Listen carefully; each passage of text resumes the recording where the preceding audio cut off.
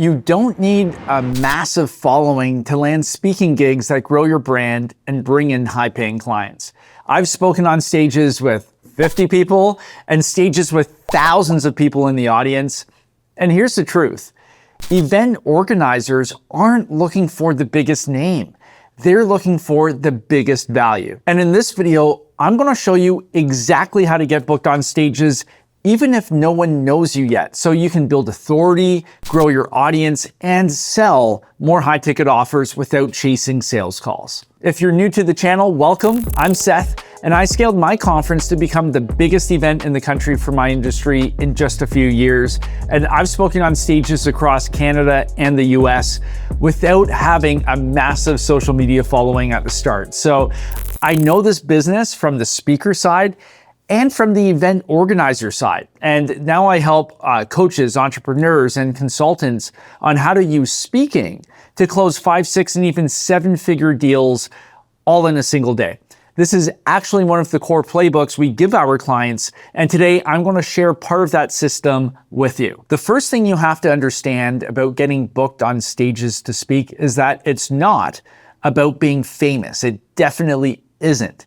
It's about positioning yourself as a solution for the event organizer. Because the event organizer, they have seats to fill, they have content they have to deliver, because they have all of these people showing up looking for help solving a specific problem that they have. So if you can position yourself as somebody who is able to help fill seats, provide high quality content, and be hassle-free, that's automatically a win. But the biggest mistake I see a lot of speakers make is they try and get booked on every single stage that they can. They basically become the village bicycle of speakers. They'll speak anywhere.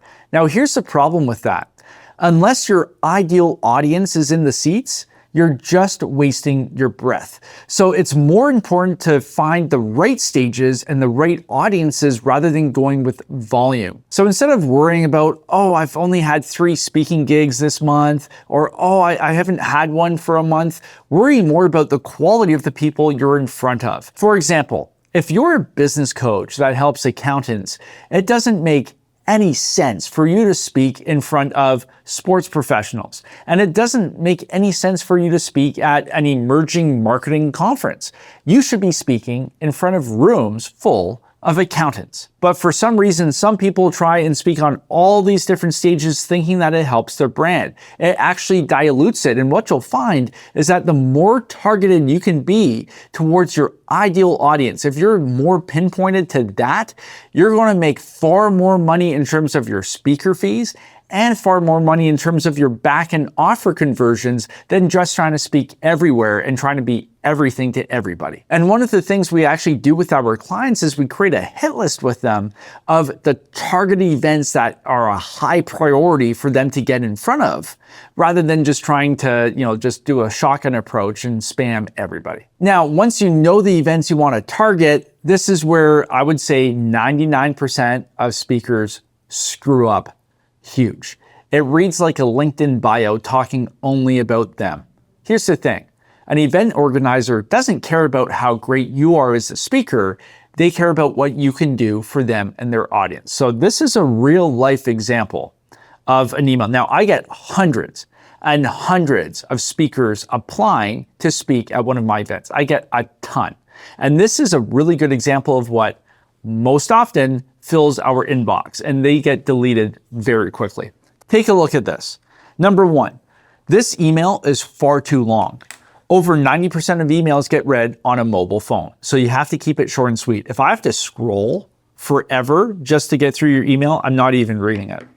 The other thing is, once we read through this whole thing, it's talking about how amazing the speaker is and how they've spoken here and spoken there, and they're doing all this and this and this and this. It's all about them. An outreach email, especially if it's cold, should be all about the event organizer. Make it about them. It's sales 101. No prospect wants to hear about how great the salesperson is. They want to hear what you can do for them. It's the same thing with this. So when we receive emails like this, we automatically delete them. So as a speaker, don't have your executive assistant or don't pretend to be your executive assistant to send the email. Even the highest level speakers that we've ever worked with, we're texting them, we're emailing them directly. It's actually a benefit to have the speaker reach out directly to the event organizer. Don't put a middleman in the middle there and just tie things up. Reach out directly, be personable, but make it value forward for the event. Don't include your resume, don't include any of that stuff. Come from a position of wanting to help the event deliver a kick-ass performance and event. And like I said, we see hundreds and hundreds of these emails every single year. We get a ton, and I wish they would stop, but we get a ton. What we do for our clients is we actually help them create outreach messages that actually work because we get so many ourselves. So we know exactly what's going through the event organizer's mind. So we actually help our clients craft messages that are going to cut through the noise. And man, like if 90-something% of your competition is doing things the wrong way, if you do it the right way, you're going to stand out very, very quickly. And the third thing we have to understand here is that a picture is worth 1,000 words, a video is worth 1,000,000. A lot of speakers are still sending out these one-pagers with a couple pictures of them looking like a hero on stage. What the event organizer cares about is, can you go on stage and perform? One of the biggest fears an event organizer has is they put a speaker on stage and they bomb. You know, everybody who's ever run events with other speakers, they've had an experience where the speaker gets up, they've paid money for them, and then they just absolutely bomb on stage and it's terrible. Like, everybody's experienced that. So what the event organizer wants to know for sure, they want to have certainty that you will show up and perform, and there's no better way to do that than to send them a sizzle reel of you actually being on stage and delivering. Now, you might be thinking, well, Seth, I've never been on stage. I'm trying to get my first speaking opportunity.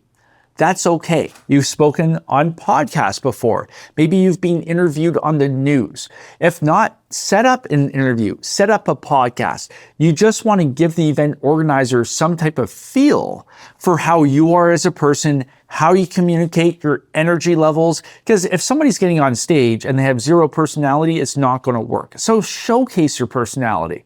Now, you don't want to send them a whole 10 to 12 minute video of one presentation you did. You want to keep it exciting. Keep it, 3 to 5 minutes, but have a whole lot of cuts. Show the audience reaction. Show you on stage. Show yourself in a position of power. But keep it exciting, but showcase your personality.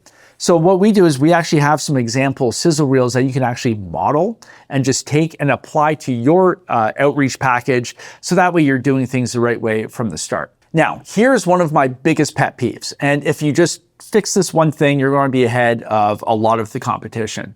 There's nothing worse than actually having a good pitch as a speaker. You get into the conversation, and then the event organizer says something like, hey, well, what do you want to talk about? And the speaker says, oh, I'm not sure. Well, what do you want me to talk about? That's not the way to approach this, and that's just going to frustrate the event organizer, and we've actually dropped a lot of people because of that.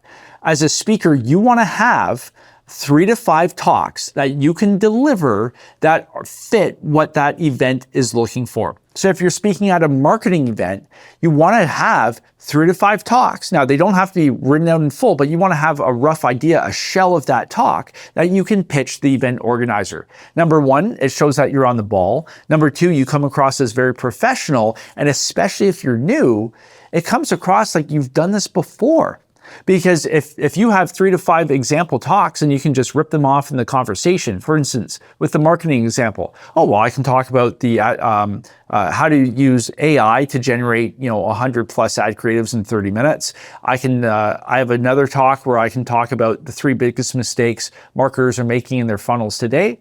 Another talk I can deliver is, you get the idea. If you can just rip those off in the span of the conversation with the event organizer, you come across very well. It is not the event organizer. They have to worry about tickets, AV production, they got to worry about sponsorship, all of that stuff. They don't want to build your talk with you.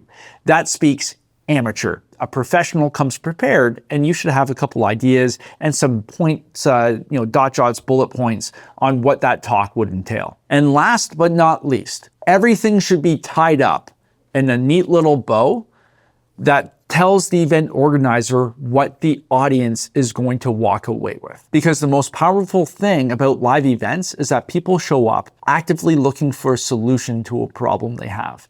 This is why people invest their time, their money, their effort in attending these live events, because they are so powerful. But if you go through the whole thing, you have your speaker reel, you have your talks and all that stuff, but you forget to lay out on a silver platter the benefit to the audience, you run the risk of losing out to another speaker if you're competing for that stage spot. So you have to be articulate. You have to hand, like I said, on a silver platter, exactly what the audience will walk away with, how the audience will benefit and what it means for them. If you do that, plus everything else I've mentioned in this video, I can tell you, because I've seen hundreds and hundreds and hundreds of speaker pitches, you are ahead of 99% of speakers trying to pitch out there. And speaking is a massive lever that you can use to scale your business. You can use it to generate new leads. You can use it to sell products. We have clients leveraging stages to make offers. Some clients are doing almost $3 million at a single event. This is what we help our clients do. So if you have a high ticket offer, if you're an expert consultant, if you want to leverage stages and events to grow your business and scale your revenue in extremely powerful ways, there's a link below down in the description. Click that. You'll be taken to a page. Book a call with my team.